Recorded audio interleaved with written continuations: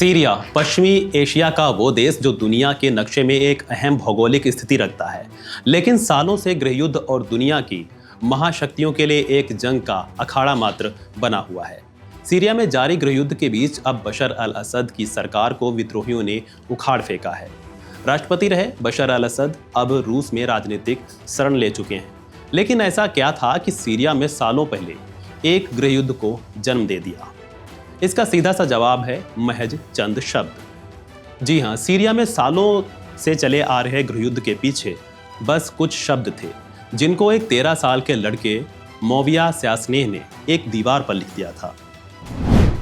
दरअसल साल 2011 में अरब क्रांति का कई देशों पर असर पड़ा था। कई देशों में इस क्रांति की वजह से राजशाही शासन का अंत हो चुका था, जिसको लेकर दूसरे देशों में भी राजशाहों को डर सता रहा था कि कहीं जनता उनका भी राजशाही शासन उखाड़ न फेंके, कहीं तख्ता पलट ना कर दे। सीरिया में भी कुछ ऐसा ही बशर को डर सता रहा था, क्योंकि यहाँ सुन्नी आबादी बाहुल्य में है और बशर सिया समुदाय से ताल्लुक रखते हैं। 13 साल के मोविया ने दीवार पर लिखा, अब तुम्हारी बारी है डॉक्टर। इस शब्द की जानकारी सीरियाई फोर्सेस को लगती है और वो पता लगाते हैं कि ये किसने किया। काफ़ी खोजबीन के बाद मोविया और उसके कुछ साथियों को गिरफ्तार कर लिया जाता है। काफ़ी दिनों तक जब उन बच्चों को पुलिस से नहीं छोड़ा तो हजारों की तादाद में लोग शांतिपूर्ण रूप से प्रदर्शन के लिए सड़कों पर उतर आते हैं। माहौल तब ज़्यादा और गंभीर हो जाता है जब शांतिपूर्ण प्रदर्शन कर रहे लोगों पर, निहत्थे लोगों पर गोलीबारी कर दी जाती है। इसमें कुछ लोगों की जान गई, लेकिन इससे लोगों का गुस्सा और भी ज़्यादा बढ़ गया। भारी संख्या में प्रदर्शन के लिए अब और लोग सड़कों पर जुटने लगे। अब बात केवल उन बच्चों तक ही नहीं रही, बल्कि लोगों के हकों और उनके अधिकारों पर भी बात आ चुकी थी।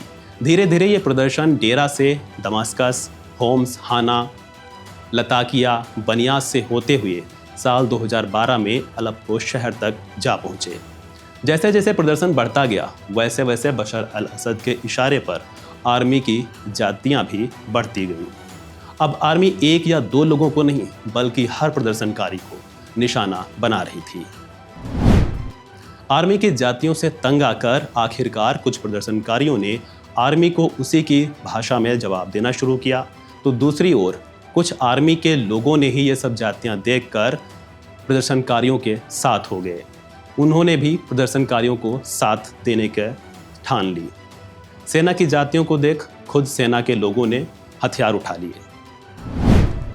जब लोकतंत्र के लिए सीरिया में हो रही लड़ाई की खबर बाहर के देशों में पहुंची, तो वहां रह रहे सीरियाई नागरिकों ने भी इस विद्रोह में हिस्सा लेने की ठानी और वापस सीरिया की तरफ कूच किया।